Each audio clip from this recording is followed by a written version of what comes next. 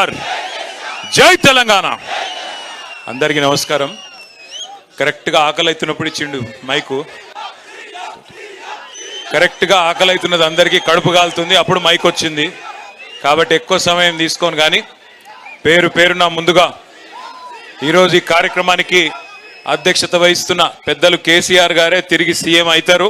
మనందరం కూడా దానికోసమే కష్టపడదాం. ఆ విషయంలో రెండో ఆలోచన లేదు.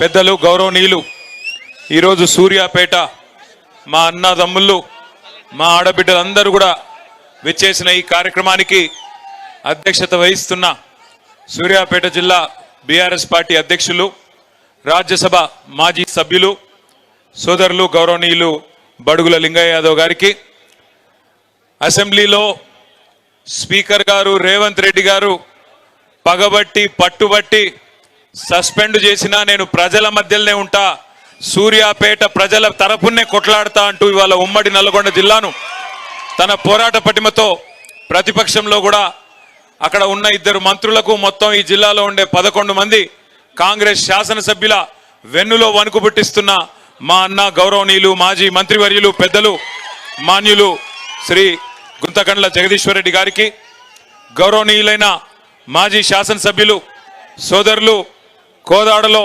విస్తృతంగా పర్యటిస్తున్న సోదరులు బొల్లం మల్లన్న గారు, గౌరవనీయులు తమ్ముడు ఎప్పటికప్పుడు తన వాక్పటిమతో కాంగ్రెస్ ను బీజేపీని చీల్చి చెండాడే మా తమ్ముడు విద్యార్థి ఉద్యమ నాయకుడు సోదరుడు గ్యాదరి కిషోర్ గారు, గౌరవనీయులు మొన్ననే మరి నల్గొండ పార్లమెంట్ నుంచి పోటీ చేసిన అన్న సోదరులు కంచర్ల కృష్ణారెడ్డి గారు, జిల్లా నుంచి ప్రాతినిధ్యం వహిస్తున్న గౌరవనీయులైన శాసన మండలి సభ్యులు పెద్దలు అన్నగారు కోటిరెడ్డి గారు, ఎంసీ కోటిరెడ్డి గారు, నల్లగొండ మాజీ శాసనసభ్యులు మొన్న దాదాపు ఒక 3 నెలల కింద అనుకుంటా నల్లగొండలో అఖండమైన ప్రదర్శన చేసి మొత్తం రాష్ట్ర వ్యాప్తంగా మరి సంచలనం సృష్టించిన సోదరుడు గౌరవనీయుడు మాజీ శాసనసభ్యుడు కంచర్ల భూపాల్ రెడ్డి గారు, హుజూర్ నగర్ నియోజకవర్గ సమన్వయకర్త పెద్దలు ఒంటెద్దు నరసింహారెడ్డి గారు, గౌరవనీయులు మునుగోడు మాజీ శాసనసభ్యులు సోదరులు కూసుకుంట్ల ప్రభాకర్ రెడ్డి గారు, గౌరవనీయులు పార్టీ జనరల్ సెక్రటరీ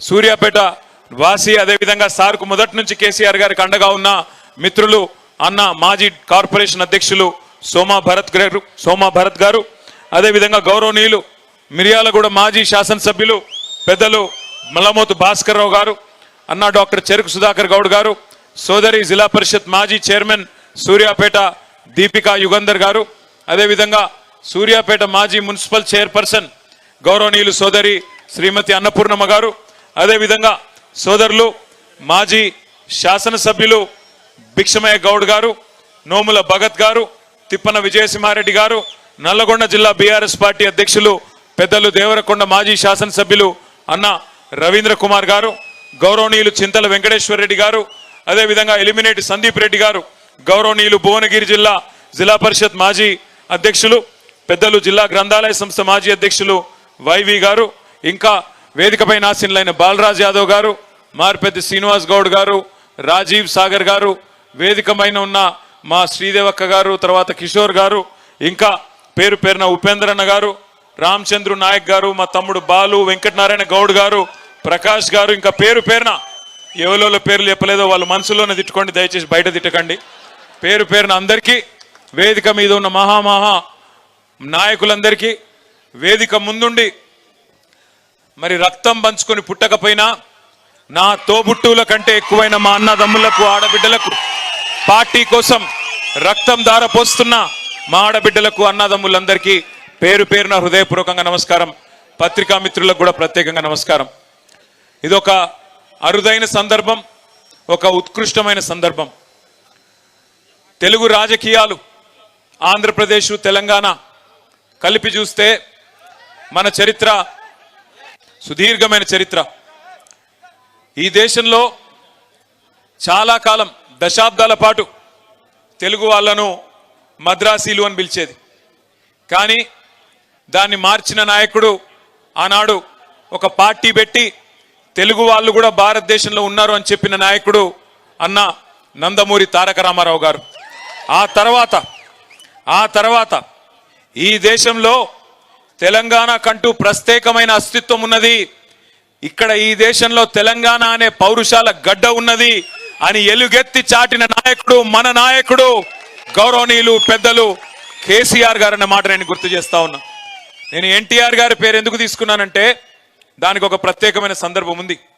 ఈ 76 ఏళ్ల భారతదేశ స్వాతంత్రానంతర రాజకీయ చరిత్ర చూస్తే రెండు పార్టీలు, తెలుగు గడ్డ నుంచి పుట్టిన పార్టీలు విజయవంతంగా 25 ఏళ్ల పైచిలకు ప్రస్థానాన్ని కొనసాగించిన పార్టీలు రెండు.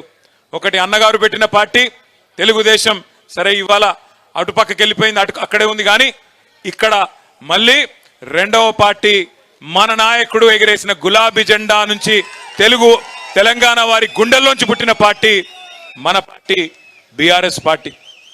ఆనాడు ఇవాళ చాలా మంది చాలా మాట్లాడొచ్చు. జగదీష్ అన్న చెప్పినట్టు ఇలా ఎవడు పడితే వాడు, భూమికి 3 ఫీట్లు ఉన్నోడు కూడా చాలా మాట్లాడుతున్నాడు అసెంబ్లీలో. భూమికి 3 ఫీట్లు కూడా లేడు కానీ మరుగుజ్జు వాడు కూడా మాట్లాడుతున్నాడు. మరుగుజ్జు అంటే నేను మరుగుజ్జులను అవమానిస్తలేను, రాజకీయ పిగ్మీ అంటున్నా. కేసీఆర్ మోకాలెత్తు కూడా సరిపోనోడు కూడా ఇవాళ ఓహో ఆహా అని చెప్పి గర్జిస్తా ఉన్నాడు. టైం ఎట్లొచ్చిందంటే గ్రామ సింహాలు కూడా సింహాల్లాగా ఎగురుతున్నాయి, వానపాములు కూడా నాగుపాములై బుసగొడుతున్నట్టు పోజులు కొడుతున్నాయి. అట్లాంటి పరిస్థితి వచ్చింది. కానీ ఒక్కసారి వెనకకి తిరిగి తొంగి చూస్తే 2001లో ఒక్కసారి మీకు అర్థం కావడానికి క్లుప్తంగా చెప్పే ప్రయత్నం చేస్తాను నేను. ఈరోజు ఇంతమందిమి, ఇంత పెద్ద బలగం సూర్యాపేటలో ఒక మీటింగ్, ఒక కార్యకర్తల సమావేశానికి వస్తే 4.5 కిలోమీటర్ల ర్యాలీ, ఎక్కడికక్కడ ప్రజలు బారులు తీరి ఏదో ఎలక్షన్లలో రోడ్ షో అయినట్టు ఎక్కడికక్కడ చేతులు ఊపుతూ ఇట్లా చూపెడుతూ అన్నా మళ్ళా మీరే వస్తారు, తప్పకుండా మళ్ళీ మీరే గెలవాలని చెప్పి ఆశీర్వదించే పరిస్థితి 15 నెలలు తిరగకుండానే వచ్చింది. ఇంత పెద్ద సైన్యం ఇవాళ మనకు తయారైంది. కానీ 2001లో ఏంటిది పరిస్థితి? ఆనాడు కేసీఆర్ గారు పార్టీ పెట్టినప్పుడు ఏమున్నది కేసీఆర్ గారికి? ఆనాడు కేసీఆర్ గారు ఆయన వయస్సు 46-47 ఏళ్ల వయస్సు. పార్టీ పెట్టినప్పుడు ఒక రాజకీయ పార్టీ పెట్టాలంటే నిజంగా చెప్పాలంటే దుస్సాహసం. అప్పటికే 100 సంవత్సరాల చరిత్ర కలిగిన కాంగ్రెస్ పార్టీ ఒకవైపు, మరొక వైపు భారతదేశాన్ని ఆనాడు నడుపుతున్నది ఎన్డీఏ ప్రభుత్వం, భారతీయ జనతా పార్టీ ప్రభుత్వం. వాళ్ళు ఒకవైపు ఉన్నారు, బీజేపీ పార్టీ ఒకవైపు. మూడో వైపు అదే ఎన్డీఏకు కన్వీనర్గా ఉంటూ, ఉమ్మడి ఆంధ్రప్రదేశ్కు ముఖ్యమంత్రిగా ఉంటూ, ఢిల్లీలో చక్రం తిప్పుతూ మొత్తం భవిష్యత్తు నాదే, 2020 విజన్ అంటూ ఆనాడు 20 ఏళ్లు నాదే అంటూ గర్జిస్తున్న చంద్రబాబు ఇంకొక వైపు. ఆ పరిస్థితుల్లో ఒక నాయకుడు, ఆయనేం సినిమా యాక్టర్ కాదు, ఆయనేమి మొత్తం 10 తెలంగాణ జిల్లాల్లో ఆనాటికి పాపులర్ నాయకుడు కాదు. ఒక మంత్రిగా తెలుసు, ఒక రాజకీయ పార్టీ నాయకుడిగా తెలుసు తప్ప ఆనాడు ఒక సినిమా యాక్టర్ కాదు, లేదా ఒక అప్పటికే విస్తృతమైన ప్రజాదరణ కలిగిన నాయకుడు కాదు. అదే మాదిరిగా తెలంగాణ అనే అంశం కూడా అప్పటికే 30 ఏళ్లు మరుగునబడ్డ అంశం. 1971లో ఎప్పుడైతే తెలంగాణ ప్రజా సమితి అనే పార్టీ మీద 14కి గాను 11 పార్లమెంట్ సీట్లు గెలిచి మళ్ళీ కాంగ్రెస్ లో కలిసిపోయినారో ఆ తర్వాత ప్రజల్లో నమ్మకం చచ్చిపోయిన పరిస్థితి. తెలంగాణ సమాజమే మళ్ళీ తెలంగాణ వస్తుంది అంటే ఒక నమ్మకం లేని పరిస్థితుల్లో 2001లో గులాబీ జెండా ఎగిరేసి ఒక్కడుగా బయలుదేరి శూన్యం నుంచి సునామీ సృష్టించి తెలంగాణ సాధించిన మహానాయకుడు కేసీఆర్. ఇది ఏ రాజకీయ మరుగుజ్జు అవునన్నా కాదన్నా ఇవాళ మోకాలెత్తున్నోడు ఎగిరెగిరి పడ్డా, వానపాములు నాగుపాములై గుసగొట్టినట్టు యాక్టింగులు చేసినా, కేసీఆర్ ఆనవాళ్ళు చెరిపేస్తామని ఎన్ని డైలాగులు కొట్టినా చరిత్ర చెరిపేయలేని సత్యమేంది అంటే కేసీఆర్ లేకపోతే, ఈ గులాబీ కండువానే లేకపోతే ఈ తెలంగాణ రాష్ట్రమే లేదు అనేది అక్షర సత్యం. ఇది ఎవరు అవునన్నా కాదన్నా వాస్తవం. కేసీఆర్ గారు ఎంబడి నడిచిన ప్రజలు ఆఫ్ కోర్స్ లక్షల సంఖ్యలో నడిచినారు, ప్రజా సంఘాలు కలిసి వచ్చినాయి, విద్యార్థులు బలిదానాలు చేసినారు. కానీ కేసీఆర్ నడుం బిగించి మొదటి అడుగు వేయపోతే ఆ తర్వాత 14 ఏళ్ల చరిత్రనే లేదు. కానీ ప్రారంభించినాడు ఏముండే? మనీ పవర్ లేదు, మజిల్ పవర్ లేదు, కులబలం లేదు, ధనబలం లేదు, చూపెట్టే మీడియా లేదు. ప్రతికూల శక్తులన్నీ తెలంగాణ వద్దని కోరుకునే శక్తులందరూ హైదరాబాద్లోనే అడ్డాబెట్టి ఎట్లా నడుపుతావో చూస్తాం, తొక్కి పారేస్తాం నిన్ను అని ఒకవైపు హుంకరించడాలు. మకల ఉట్టింది పుబ్బల పోతుంది అని శాపనార్థాలు. ఈ రకమైన వాతావరణంలో ఒక్కడుగా బయలుదేరి ఆనాడు పెద్దలు జగదీశ్వర్ రెడ్డి గారి కొంతమంది మిత్రులు ఉమ్మడి నల్గొండ జిల్లా నుంచి కూడా ఆనాడు తనతో పాటు బయలుదేరి విజయసింహారెడ్డి గారు ఇట్లా కొంతమంది మిత్రులు భరత్ గారు వీళ్ళు బయలుదేరి కొంతమంది ఆనాడు ఆయనతో పాటు ప్రయాణం ప్రారంభించినారు. ఒక్కొక్క అడుగే మరి వేసుకుంటూ 14 ఏళ్ళు. నిజంగా చెప్పాలంటే 25 ఏళ్ల టీఆర్ఎస్ పార్టీ చరిత్ర, బీఆర్ఎస్ గా ఈ రోజు ఉన్నాం.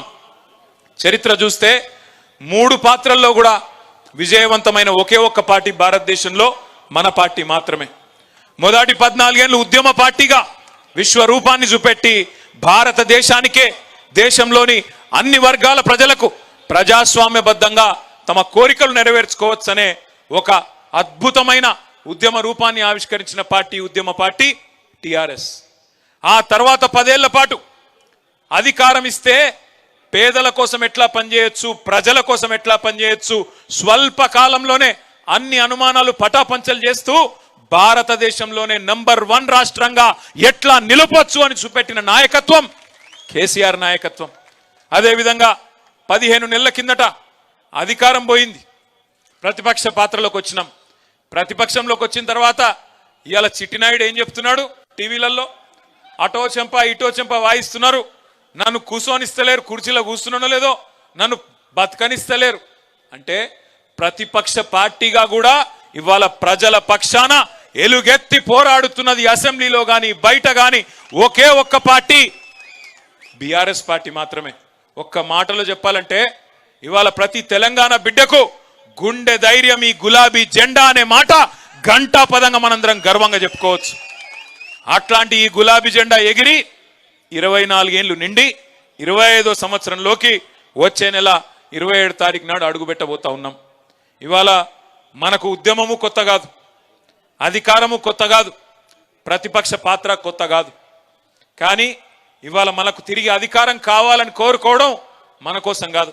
నేను 10 ఏళ్ళు మంత్రిగా పనిచేసిన, జయేశ్వర్ రెడ్డి గారు 10 ఏళ్ళు చేసినారు.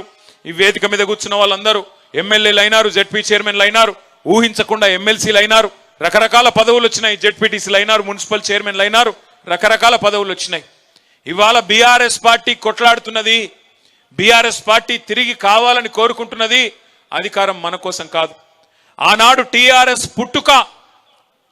టీఆర్ఎస్ పుట్టుక చరిత్రలో ఒక అనివార్యమైన పరిస్థితిలోంచి వచ్చిన ఒక సందర్భం. ఇవాళ కూడా తిరిగి బీఆర్ఎస్ కు అధికారం కావాలని కోరుకోవడం మన కోసం కాదు, తెలంగాణ కొరకు ఒక చారిత్రక అవసరం ఖచ్చితంగా ఉన్నది. ఈ కర్కశ కాంగ్రెస్ పాలనను ఖచ్చితంగా మళ్ళీ వీళ్ళ పీడను వదిలించాలంటే గులాబీ జెండాతోనైతే తప్ప ఇంకో జెండాతోని కాదు అనే మాట ఇవాళ ప్రజలు గుర్తించినారు. అందుకే ఎక్కడ పోయినా ఈ 15 నెలల్లో, ఎక్కడికి పోయినా ఈ 15 నెలల్లో సరే మనం దెబ్బతిన్నాం, అసెంబ్లీలో ఓడిపోయినాం, ఉమ్మడి నల్గొండ జిల్లాలో ఒక సూర్యాపేట తప్ప 11 స్థానాలు కోల్పోయినాం.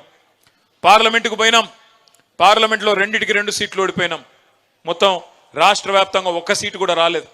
చాలా మంది అన్నారు అయిపోయింది, వీళ్ళ పని అయిపోయింది, ఇక ఉన్న ఎమ్మెల్యేలు వెళ్ళిపోతారు, ఎమ్మెల్సీలు వెళ్ళిపోతారు, అసలు పార్టీయే మూతపడుతుంది అనే మాట కూడా మాట్లాడినారు. కానీ ఒక ఫినిక్స్ పక్షి కదా, ఎట్లా లేసి మళ్ళీ ఆకాశాన్ని అందుకునే విధంగా అద్భుతంగా తన పోరాట పటిమతోని ముందుకు సాగుతుందో అదే విధంగా ఇవాళ కదం దొక్కి అటు కాంగ్రెస్ కు ఇటు బీజేపీకి కాలరాత్రులు చూపెడుతున్న మీ అందరికీ హృదయపూర్వకంగా తలలు వంచి శిరస్సు వంచి నేను నమస్కారం చేస్తా ఉన్నా. హైదరాబాద్ లో ఉన్న మేము ఒక్క పిలుపునిస్తే, ఒక్క నిరసన కార్యక్రమానికి పిలుపునిస్తే ఇవాళ క్షేత్రస్థాయిలో కేసులు పెట్టినా, ఎవడు బెదిరించినా, ఎవడు ఏమన్నా భయపడకుండా పోరాడుతున్న మీ అందరికీ హృదయపూర్వకంగా నేను మళ్ళొక్కసారి శిరస్సు వంచి నమస్కారం చేస్తా ఉన్నా. ఇది సామాన్యమైన విషయం కాదు మీరు చేస్తున్న పోరాటం. ఎందుకంటే మీరు చూస్తూ ఉన్నారు ఒక వికృతమైన మనస్తత్వం కలిగిన ముఖ్యమంత్రి. నిజంగా నేను అనుకున్నా చిన్న వయసులో ముఖ్యమంత్రి అయిండు, అదృష్టం బాగుంది, మరి పర్సనాలిటీ పెంచుకుంటాడేమో అనుకున్నా. ఎవరు? రేవంత్ రెడ్డి. ఏ చిన్న వయసులో 53-54 ఏళ్ళకే జాక్పాట్ తగిలింది, తాంతే గారల బుట్టలు పడ్డట్టు పోయి ముఖ్యమంత్రి అయిండు. సరే ఆయన అదృష్టం బాగుంది, పర్సనాలిటీ పెంచుకుంటాడేమో అనుకున్నా. కానీ రేవంత్ రెడ్డి కథ ఎట్లుందంటే పర్సనాలిటీ పెంచుకున్నాడు మీద లేదు ఇంట్రెస్ట్, పర్సెంటేజ్లు పెంచుకున్నాడు మీదనే ఉంది ఆయన కథ అంతా. ఢిల్లీకి మూటలు పంపాలే, పదవి కాపాడుకోవాలి తప్ప వేరే ఫికరు లేదు. ఎన్ని మాటలు చెప్పినరండి, ఎన్ని రకాల అబద్ధాలు చెప్పిండ్రు. మొన్న ఒక మిత్రుడు వచ్చినాడు, మీ నల్లగొండ జిల్లా వాసే, బాగా రాస్తాడు, మంచి రైటర్, ఇక పేరెందుకులే కానీ ఆయన వచ్చి, ఆయన ప్రభుత్వ ఉద్యోగంలో ఉన్నాడు. ఆయన వచ్చినాడు, కొద్దిసేపు ఏదో ముచ్చట పెడుతున్నాం. నేను అడిగిన, అన్నా మరి ఏమైందే మీ నల్లగొండలో? కేసీఆర్ గారు చరిత్రలో ఎన్నడూ లేని విధంగా నల్లగొండని ఇంత బ్రహ్మాండంగా చేసిండు కదా, టైలెండ్ గ్రామాలకు నీళ్లు రాకపోతుండే, గోదావరి నీళ్లను కాళేశ్వరం ప్రాజెక్టు కట్టి తుంగతుర్తి, ఇక్కడే ఉన్న సూర్యాపేట, కోదాడలోని చివరి మడి దాకా నీళ్లు తీసుకొచ్చి 2.5 లక్షల ఎకరాలకు 2 పంటలకు నీళ్ళు ఇచ్చిండు కదా, ఏమైంది అని అడిగిన. అట్లే ఒక్క మెడికల్ కాలేజీ లేని నల్లగొండ ఉమ్మడి జిల్లాకి 3 మెడికల్ కాలేజీలు ఇచ్చిండు కదన్నా, ఏమైంది అని అడిగిన. దామెరచెర్ల లాంటి అద్భుతమైన విద్యుత్ కేంద్రం కట్టిండు. మొత్తం తెలంగాణలోనే ఉన్న ఒకే ఒక్క అల్ట్రా మెగా పవర్ ప్రాజెక్టు ఒక టౌన్షిప్పే కట్టినాడు. మరి అంత పెద్దది కడితే మిర్యాల కూడా ఎందుకు పోయింది అని అడిగిన. ఆలేరులో, భువనగిరిలో మరి ఆ ప్రసిద్ధ సుప్రసిద్ధ ధార్మిక క్షేత్రమైన యాదాద్రిని అంత అద్భుతంగా, బహుశా మనం ఎవ్వరం కూడా కలగనని విధంగా అద్భుతంగా తీర్చిదిద్దింది కదా, అదెందుకు పోయింది అని అడిగిన. ఆయన ఏం చెప్పిండో తెలుసా నాకు? అన్న ఏం లేదే, మీరు ఏమనుకోనంటే క్లుప్తంగా రామాయణం కదా, కట్టే కొట్టే తెచ్చే అని చెప్తారు కదా 3 ముక్కల్లో, నేను కూడా అట్లే చెప్తా అన్నాడు. చెప్పు అన్న. ఏమైంది అంటే ఆయన చెప్పిన మాట ఏంటంటే, మీ నల్లగొండ జిల్లా బిడ్డ ఆయన ఏమన్నాడంటే 3 పదాలు: కట్టే కొట్టే తెచ్చే లెక్క, అసూయ ద్వేషం ఆశ. అసూయ ద్వేషం ఆశ, ఈ 3 పనిచేసినాయి అన్న అన్నాడు. అంటే ఏంది అని నేను అన్నా. అసూయ అంటే ఈ మల్లన్నాడు చూసినావు, అబ్బా అధికార పార్టీలకు రాగానే కొత్త కారు కొన్నాడు రా, కొత్త ఇల్లు కట్టిండ్రా, ఆయన కూడా కట్టుకునే ఉంటాడు అనేటోడు. కేసీఆర్ ప్రభుత్వంలో అందరి సంపద పెరిగింది, భూముల రేట్లు పెరిగినాయి, అందరి సంపద పెరిగింది, కానీ మల్లన్న మీద అసూయ పుట్టియాలి. ఓ భాస్కర్ రావు గారు కొత్త అంగి వేసిండు, అమ్మా నిన్న మొన్నటి దాకా ఆయన ఏదో ఇదివరకు అంగి లేకుండా తిరిగినట్టు బ్రహ్మాండంగా ఉండే ఆయన ఇదివరకు కూడా, కానీ ఇవాళ కొత్త అంగి ఏదో వేసినట్టు ఆయన మీద అసూయ పుట్టించే విధంగా స్థానిక నాయకత్వం మీద ఈర్ష్య ద్వేషాలు కలిగే విధంగా ఒకవైపు ప్రచారం, మరొక వైపు ద్వేషం. ఏదో కేసీఆర్ గారు ఈ రాష్ట్రాన్ని ఆయన కుటుంబం కోసమే తెచ్చుకున్నాడు, ఆయన ఎవరిని కలవడట, అహంకారం అట, కుటుంబ పాలనట, లక్షల కోట్లు దోసుకపోయిందంట అని కేసీఆర్ గారి మీద ఏదో దొరనట, దొరపాలనట అని చెప్పి ద్వేషం నిండే విధంగా అగ్రనాయకత్వం మీద ఇంకోవైపు విష ప్రచారం. మూడోది ఆశ. కేసీఆర్ 10,000 ఇస్తుండు కదా, నేను 15,000 ఇస్తా. కేసీఆర్ ₹1,00,000 ఇస్తుండు కదా పెళ్లికి, నేను తులం బంగారం ఇస్తా. కేసీఆర్ 2,000 ఇస్తుండు కదా పెన్షను, ముసలోనికో ముసలవ్వకో ఇస్తుండు, నేను ఇద్దరికి ఇస్తా, 4,000 ఇస్తా. మా సోనియమ్మ చెప్పింది వచ్చే నెల నుంచే ఇస్తా అని ఏతుల వెంకటరెడ్డి, ఇంకా తర్వాత ఉన్నారు కదా కోతుల ఉత్తమ్ కుమార్ రెడ్డి, ఇటువంటి వాళ్ళు అందరు ఎక్కడోడు అక్కడ తలిగి మొత్తం ప్రజలని ఆశ పెట్టి, నీళ్లున్నాయి, కరెంట్ వచ్చింది, కడుపు నిండా అన్ని వచ్చినాయి, ఇక ఏడన్నా పోతాయా అవి, ఇంకేదో వస్తుందట మీదికెళ్ళి అని చెప్పి ఒక ఆశ పెట్టి. మీరు ఒకటి జాగ్రత్తగా గమనించండి, కాంగ్రెస్ ఓడు బీజేపీడు అభివృద్ధి గురించి మాట్లాడలే, సూర్యాపేటలో వచ్చిన మెడికల్ కాలేజ్ గురించి మాట్లాడలే, ఈ పక్కనే కట్టిన ఎస్పీ ఆఫీస్ గురించి మాట్లాడలే, కొత్తగా జిల్లా అయింది, జిల్లా అధికారులందరూ ఇక్కడనే కూర్చుంటుండ్రు, నాకు నల్లగొండ పోయే బాధ తప్పింది అని మాట్లాడలే, కొత్త మండలాలు అయినాయి చెప్పలే, తాండాలు గ్రామ పంచాయతీలైనా యాద్ చేయలే, వాళ్ళు ఇదివరకు మాట ఇచ్చి తప్పిన మాట గుర్తు చేయలే. కానీ ఏం చేసినారు? అసూయ. స్థానిక సర్పంచ్, ఎమ్మెల్యే దాకా కూడా కాదు, సర్పంచో ఎంపీటీసో జెడ్పీటీసో ఆయన ఇల్లు చదువుకుంటే కూడా చూసినావురా బగ్గ సంపాదిస్తుండు వీడు, ఈ ఎమ్మెల్యే ఎంత సంపాదిస్తుండో, ఇటువంటి ఇచ్కం బుచ్కం మాటలు మాట్లాడి రాష్ట్రంలో అందరి సంపద పెరిగింది. ఆనాడు కేసీఆర్ ప్రభుత్వం వచ్చినప్పుడు 4 లక్షలు 5 లక్షల ఎకరా ఉన్న భూమి మన ప్రభుత్వం దిగిపోయినాడు ఎంతుండే? 50 లక్షలు అయింది, కొన్ని కాడ ₹1,00,00,000 కూడా అయింది. మరి అందరి సంపద పెరిగినప్పుడు ఒక టీఆర్ఎస్ సంపద మాత్రం పెరగొద్దట, ఒక టీఆర్ఎస్ సంపద పెరగొద్దు, కాంగ్రెస్ ఉంది పెరగాలి, బీజేపీ ఉంది పెరగాలి, అందరు బాగుపడాలి, కానీ టీఆర్ఎస్ వాడు తెల్లంగా వేసుకుంటే మాత్రం మంచిది కాదన్నట్టు విష ప్రచారం చేసినారు. కేసీఆర్ అహంకారం అని, దొరాని, ఇదని అదని అడ్డం పొడుగు మాట్లాడి, యూట్యూబ్లో పనికిమాలిన చెత్త మాట్లాడి, పనికిమాలిన తిట్లని తిట్టి, ఇష్టం వచ్చిన విష ప్రచారం చేసి, ఇవాళ అదే యూట్యూబ్ వాళ్ళని గుడ్డలు కూడా తీసుకొడతా అంటున్నాడు ముఖ్యమంత్రి. ఏ యూట్యూబ్ని అడ్డం పెట్టుకొని ముఖ్యమంత్రి అయిండో ఈ సన్నాసి రేవంత్ రెడ్డి, ఇవాళ అదే యూట్యూబ్ వాళ్ళనట గుడ్డలు కూడా తీసుకొడతారట ఆయన దగ్గరికి వస్తే. అంటే ఆయన కాడికి వస్తేనే అన్ని గుర్తొస్తున్నాయి. ఇదివరకేమో ఎవ్వరికి ఇక భార్యలు లేరు, పిల్లలు లేరు, ఈయనొక్కలకే ఉన్నారట. ఇదివరకేమో ఎవరిని పడతా వాళ్ళని ఏది పడతా అనొచ్చు, ఒక్కొక్క కాన్స్టిట్యున్సీకి వచ్చి ఒక్కొక్క నాయకుడిని ఎంత అన్యాయంగా, ఎంత నీచంగా, ఎంత నికృష్టంగా, మాట్లాడలేని భాషలో వికృతంగా మాట్లాడి ప్రజల మనసులు ఖరాబ్ చేసి, నెత్తి ఖరాబ్ చేసి, లేని ఆశ పెట్టి, దురాశ పెట్టి అధికారంలోకి వచ్చినాం. ఇంకా ఘోరం ఏంటంటే నిన్న డిప్యూటీ సీఎం మాట్లాడుతుంటే నవ్వాలనో ఏడవాలనో తెలియదు. ఆయన ఇది ఉత్కృష్టమైన బడ్జెట్ అట, అద్భుతమైన బడ్జెట్ అట. నాకు ఒకటే గుర్తొచ్చింది, ఈ మధ్యన దేశపతి శ్రీనివాస్ గారని మన ఎమ్మెల్సీ ఉంటాడు, ఆయన ఒక మంచి పాట రాసిండు, గోవింద గోవింద 6 గ్యారెంటీలు గోవింద అని. చూసి విన్నారా ఎప్పుడైనా పాట? అది తులం బంగారము, రైతు బంధు, అది మొత్తం గుర్తొచ్చింది నిన్న నాకు. ఒక్కటంటే ఒక్క పథకం లేదు నిన్న బడ్జెట్లో. వీళ్ళే కదా చెప్తిరి 100 రోజుల్లో 6 గ్యారెంటీలు అమలు చేస్తాం, చేయకపోతే మెడ కోసుకుంటామని ఒకడు, తొడ కోసుకుంటాను ఒకడు, దేవుని కాడ అది పెట్టి అఫిడవిట్ పెట్టి దేవుణ్ణి కూడా మోసం చేసి సిగ్గుశరం లేకుండా ఇంకా మళ్ళీ నిన్న వచ్చి రుణమాఫీ అయిపోయిందట. అయిపోయిందా రుణమాఫీ? పోయా నిన్న అడిగినాం అసెంబ్లీలో, నేను ఒక్కరిని అడగలే. పోయినసారి నేను అడిగిన, నిన్న పాపం పల్లరాజేశ్వర రెడ్డి అడిగిండు, ఇదివరకు జగదీష్ అన్న అడిగిండు, మొన్న కౌశిక్ అడిగిండు. ఒక్కరు కాదు అందరం అడుగుతున్నాం. అరే ఒక్క ఊరుకోదాం పారబో, ఏ ఊరంటే ఆ ఊరు నీ ఇష్టం. ముఖ్యమంత్రి సొంతూరా, డిప్యూటీ సీఎం సొంతూరా, ఏ ఊరో మీ ఇష్టం. పోదాం. ఒక్క ఊళ్ళోనన్న రైతులు అందరూ ఒక్క కాడ కూర్చొని మాది అయిపోయిందిరా భయ్ మా రుణమాఫీ అంటే ఆడనే వారేసిపోతాం మా పదవులు అంటే అవతలకి వెళ్ళి సపోర్ట్ లేదు, సడి లేదు. అంటే ఎంత అన్యాయమైన మాటలు అంటే 49,500 కోట్ల కాడ మొదలైంది రుణమాఫీ కథ. అధికారంలోకి రాగానే కాంగ్రెస్ వాళ్ళు ఎంత కావాలి రుణమాఫీకి అని అడిగినారు బ్యాంకర్లను పిలిచి. వాళ్ళు చెప్పారు దాదాపు 50,000 కోట్లు కావాలి సార్, 49,500 కోట్లు కావాలని చెప్పినారు. 3వ రోజుకే ముఖ్యమంత్రి గారు మైకు పట్టుకొని ఏముంది 40,000 కోట్లు ఒక్క సంవత్సరం కడుపు కట్టుకుంటే కట్టి పారేస్తా అన్నాడు. నేను అనుకుంటే 2 ఆశ్చర్యమైంది నాకు. ఒకటి 9,500 కోట్లు ఎవడు ఎత్తుకపోయిండు మొదలు అర్థం కాలేదు. మొదలు బ్యాంకర్లకేమో 49,500 కోట్లు అని చెప్తుంది, 3 రోజులకి అందులోకి 9,500 కోట్లు ఎగిరిపాయి. అదొకటి ఆశ్చర్యం. రెండవది ఒక సంవత్సరం కడుపు కట్టుకుంటే 40,000 కోట్లు వస్తాయట. ఇది మాకు తెలియకపోయా, 10 ఏళ్ళు ఉంటే కూడా మాకు తెలియకపోయా. అంటే 40,000 కోట్లు ఇచ్చేస్తా అన్నాడు ముఖ్యమంత్రి గారు. తెల్లారో మర్నాడో క్యాబినెట్లో పోయినారు. క్యాబినెట్లో పోయి మళ్ళీ క్యాబినెట్ ఏం ఆమోదిస్తుంది?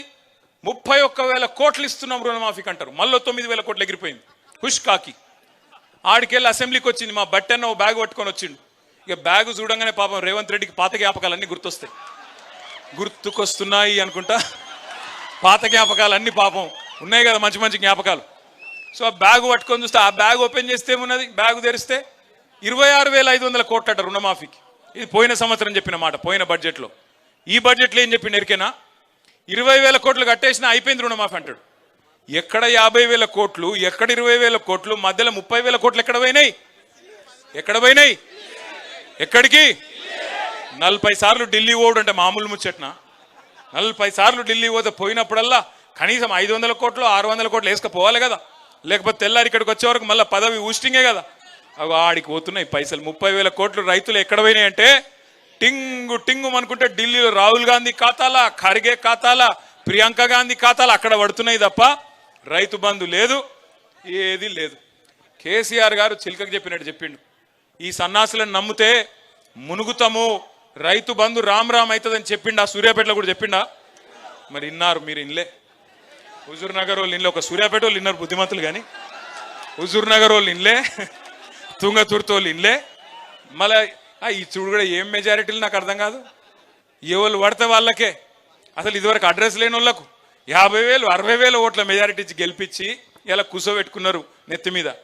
కేసీఆర్ గారు పార్లమెంట్ అప్పుడే చెప్పి కృష్ణారెడ్డి గారు ప్రచారంకి వచ్చినప్పుడు, ఏరి కోరి మొగాన్ని తెచ్చుకుంటే వాడు ఎగిరెగిరి తన్నిడని చెప్పారు.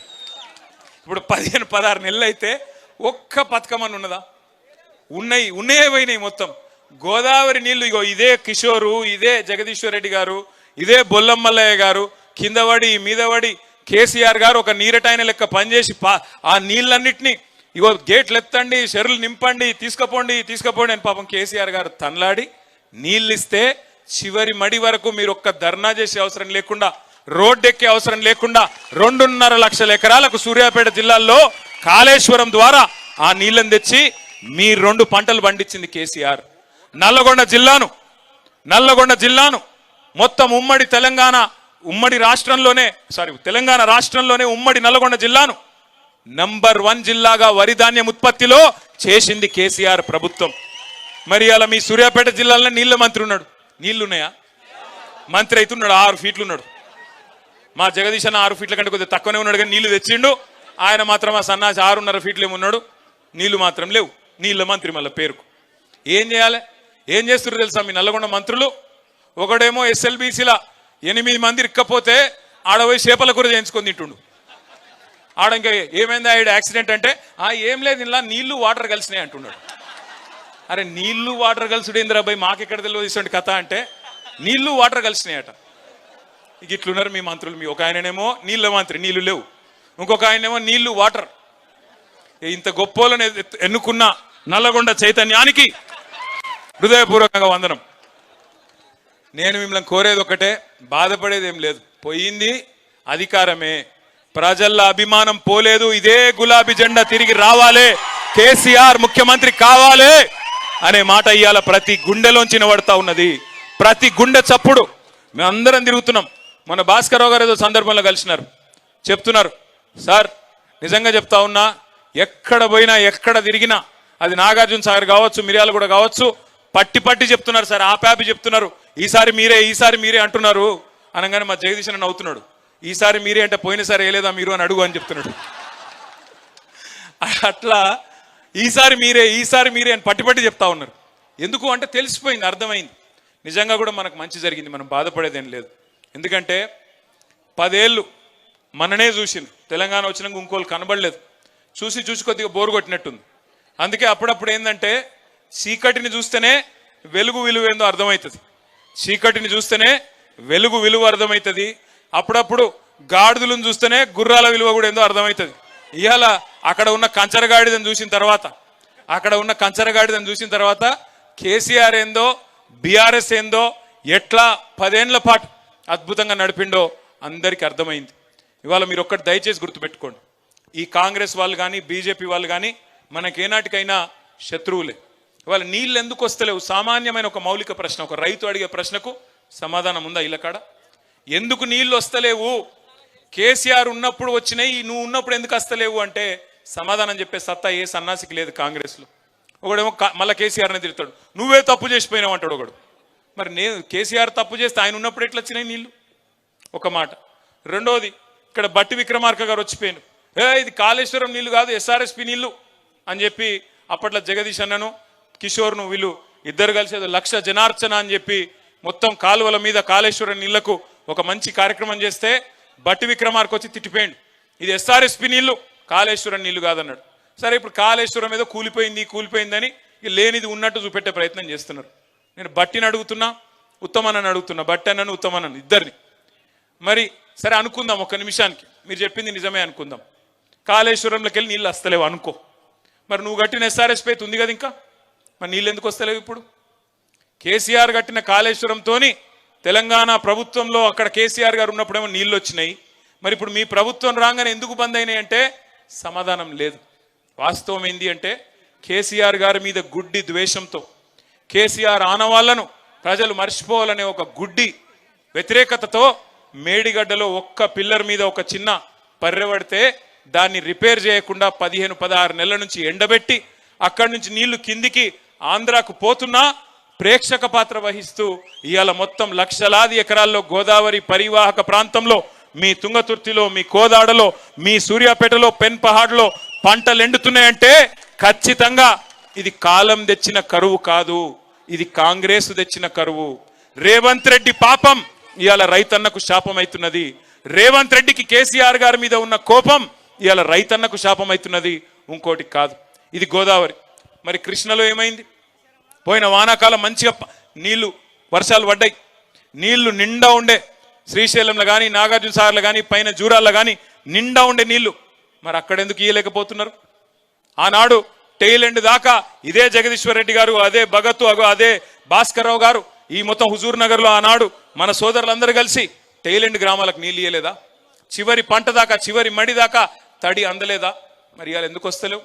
ఒక్కటే కారణం, కృష్ణలో పోయినప్పుడు కేసీఆర్ గారు ఉన్నప్పుడు మనం 36% నీళ్లు వాడుకున్నాం, కానీ ఈ సన్నాసుల ప్రభుత్వం వచ్చినాక 24% నీళ్లను కూడా వాడుకునే తెలివి లేక కిందికి నీళ్లను వదిలేసి ఆంధ్ర నుంచి ఆంధ్రకెళ్ళి కిందికి సముద్రంలోకి వదిలిపెట్టిన సన్నాసి ప్రభుత్వం రేవంత్ రెడ్డి ప్రభుత్వం, కాంగ్రెస్ ప్రభుత్వం. నీళ్లు వాడుకునే తెలివి లేదు, నీటిని పొదుపు చేసుకునే తెలివి లేదు, భూగర్భ జలాలు పెంచి చెర్లను నింపి బ్రహ్మాండంగా కేసీఆర్ గారు ఏ పనైతే చేసిండ్రో ఆ తెలివి లేదు. కానీ డైలాగులు కొట్టే తెలివి ఉంది. ఏమంటాడు ఉత్తమ్ కుమార్ రెడ్డి? ఏమంటున్నాడు విన్నారా మీరు? నిన్నమొన్న ప్రాజెక్టుల కింద పంటలు ఎండుతున్నట ప్రభుత్వం బాధ్యతనట, కానీ బోర్ల కింద పంటలు ఎండితే మాత్రం ప్రభుత్వ బాధ్యత కాదట. బోర్లు ఎందుకు ఎండిపోతున్నాయండి?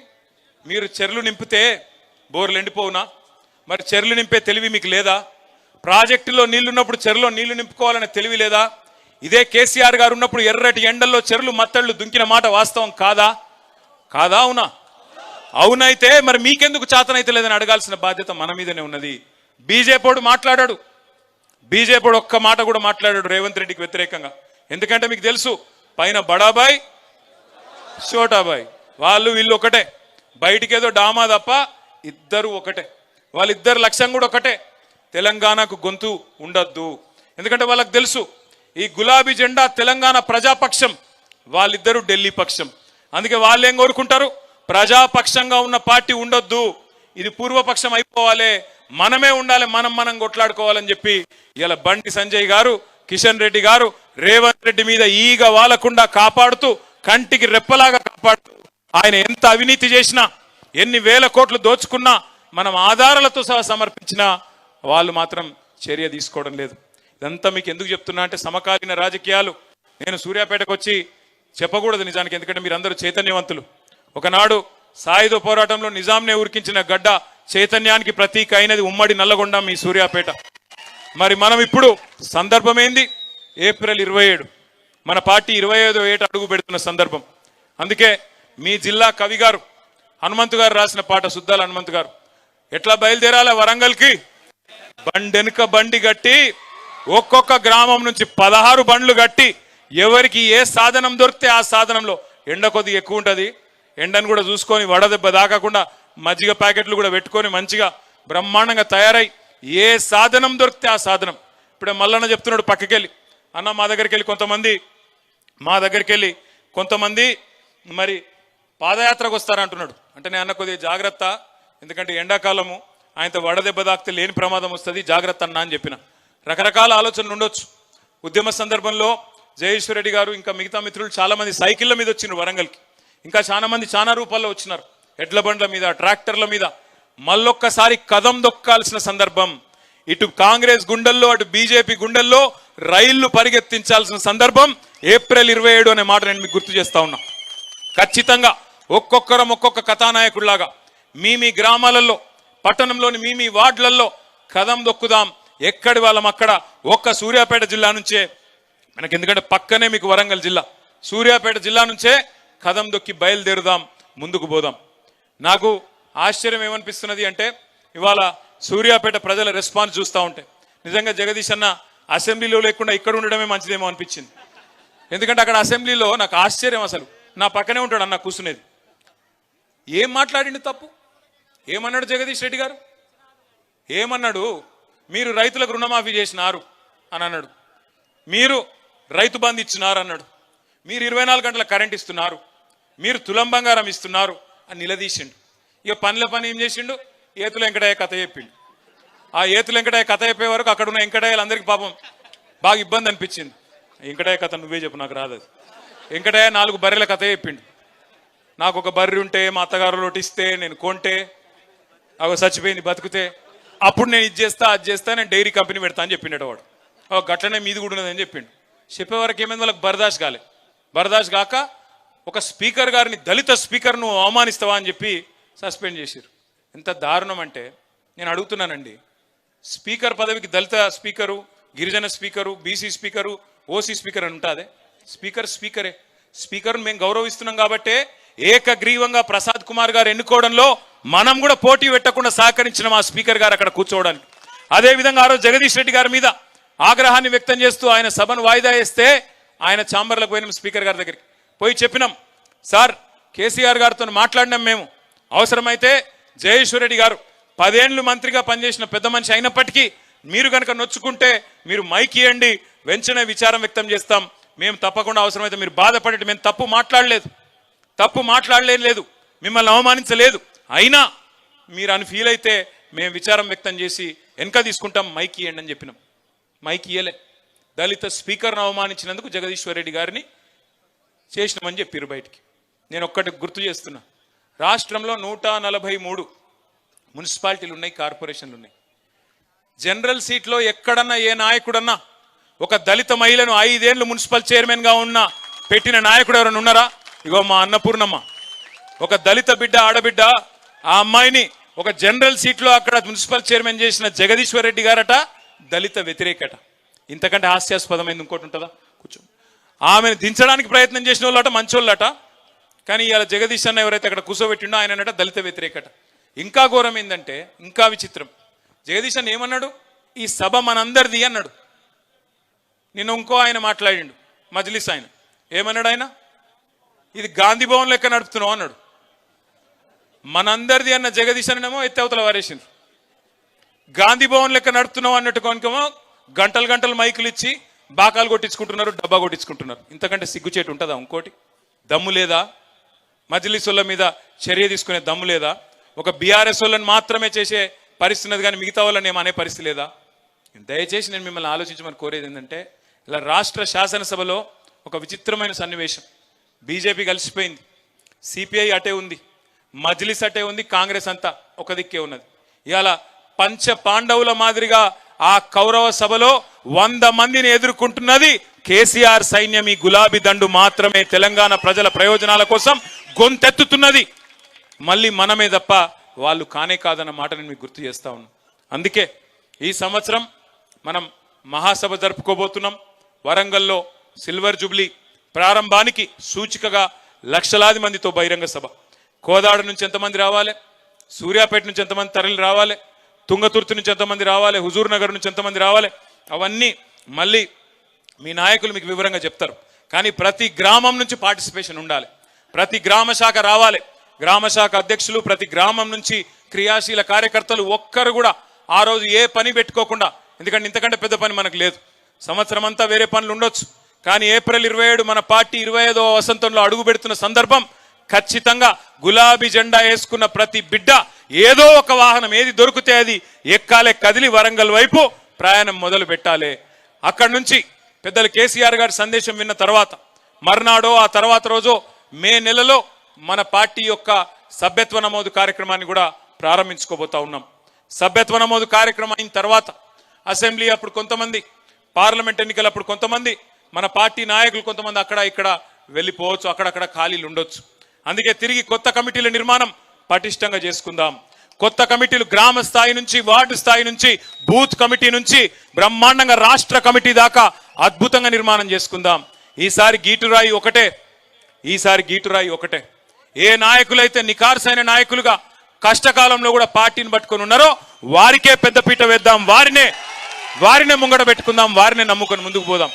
చిన్నోడు పెద్దోడు ఏముండదు పార్టీలో. మనం అనుకుంటే కేసీఆర్ గారు అనుకుంటే ఒక ఇంతమంది ఎమ్మెల్యేలు అయినాం, చిన్నోడు పెద్దోడు ఏముంటుంది. ఇలా మేము ఇక్కడ కూర్చున్నామంటే మీరందరు దయతో ఇక్కడ కూర్చున్నాం తప్ప, కేసీఆర్ గారి ఆశీర్వాదం, మీ దయ, ప్రజల ఒక ఓటుతో ఇక్కడ కూర్చున్నాం తప్ప మేమేం మీకంటే పెద్దవాళ్ళమేం కాదు. చిన్న పెద్ద ఏముండదు, పార్టీలో అందరం కూడా ఒకటే. అందుకే కింది స్థాయి నుంచి మళ్ళీ తిరిగి పునర్నిర్మాణం చేసుకున్న తర్వాత ఈ సంవత్సరంలోనే మన పార్టీ అధ్యక్ష ఎన్నిక, జిల్లా కమిటీల ఎంపిక, ఇవన్నీ కూడా పటిష్టంగా నిర్మాణం చేసుకుందాం. 32 జిల్లాల్లో, హైదరాబాద్తో సహా హెడ్ క్వార్టర్ అక్కడ కాబట్టి 32 పార్టీ ఆఫీసులు మనకున్నాయి. ప్రతి పార్టీ ఆఫీసును కూడా ఒక చైతన్య కేంద్రంగా మార్చుకొని కార్యకర్తల శిక్షణా శిబిరాలు కూడా అద్భుతంగా ఒక 3-4 నెలల పాటు నిర్వహించుకొని కాంగ్రెస్ ఏంది, బీజేపీ ఏంది, ఎవడి మోసం ఏంది, ఏ గ్రామంలో మనం చేసింది ఏంది, వాళ్ళు చేసింది ఏంది, ఏ రకంగా మోసం నడుస్తున్నదో చెప్పాలి. మోసం అంటే గుర్తొచ్చింది, నేను బడ్జెట్ అయిపోయింది, బయటికి వస్తున్నా, పేరొద్దులే కానీ ఒక కాంగ్రెస్ సీనియర్ ఎమ్మెల్యే కలిసి నేనన్నా, ఏమన్నా 100 రోజులు అంటిరి, ఏమైనా 6 గ్యారంటీలు అన్నా. 100 రోజులు అన్న, మొదటి 100 రోజులు అనలేదు కదా, ఆఖరి 100 రోజులు ఇస్తామంటుండు. ఇవన్నీ ప్రజలకు చెప్పాలి. ఆఖరి 100 రోజులు ఇస్తారట అంటే ఎంత లంగలో చూడురిగా మీరు. అంటే ఇట్లాంటివన్నీ మనమే చెప్పాలి ప్రజలకి, ఇంకెవరో చెప్పరు. వాళ్ళ ఆలోచన ఎట్లుందంటే కాంగ్రెస్ వాళ్ళది ప్రజలను అమాయకులు అనుకుంటా ఉన్నారు. లాస్ట్ 1 yearలో ఏదో ఇచ్చినట్టు చేస్తే ప్రజలు మళ్ళా గుద్దుతారు మనకే అనే ఒక అపోహలో, ఒక అమాయకత్వంలో కాంగ్రెస్ వాళ్ళు ఉన్నారు. అందుకే రేపు స్థానిక సంస్థల ఎన్నికలు కావచ్చు, లేదా రాబోయే రోజుల్లో జరగబోయే ఉప ఎన్నికలు కావచ్చు, ఆ తర్వాత వచ్చే రాష్ట్ర శాసనసభ ఎన్నికలు కావచ్చు, అన్నిటిలో కూడా తిరిగి గులాబీ జెండా ఎగరాలి అంటే మీరే తప్పకుండా ఎక్కడి వాళ్ళు అక్కడ ఒక కేసీఆర్ లాగా గ్రామ స్థాయిలో కథానాయకులై విజృంభించాలి. దానికి మొదటి అడుగు ఏప్రిల్ 27 నాడు చలో వరంగల్. మరి అందరం పోదామా వరంగల్కి? బండి వెనుక బండి కట్టి బయలుదేరదామా? మళ్ళీ ఒక్కసారి మీ అందరికి కూడా మళ్ళీ సూర్యాపేటకు వస్తా, మళ్ళీ మండలాల వారీగా కూడా కూర్చుందాం, శిక్షణా శిబిరాల్లో కూడా కలుసుకుందాం. ఈ సంవత్సరం అంతా కూడా పోరాటనామ సంవత్సరంగా ముందుకు పోదామని చెప్పి తెలియజేస్తూ జై తెలంగాణ, కేసీఆర్ గారి నాయకత్వం, జై కేసీఆర్.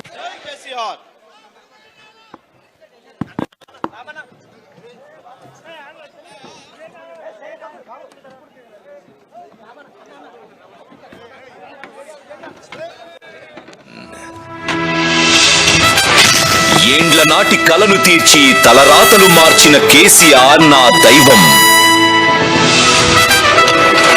భవితకు వెలుగులు కూర్చి నిరతం మండగ సాగే కేటీఆర్ నా ధైర్యం.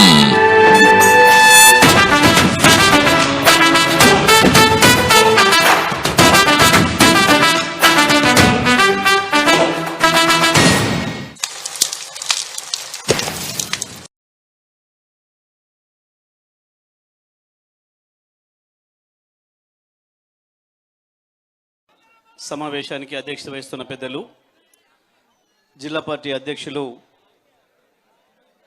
రాజ్యసభ మాజీ సభ్యులు బండ్ల లింగయ్య యాదవ్ గారు, ఈ కార్యక్రమానికి ముఖ్య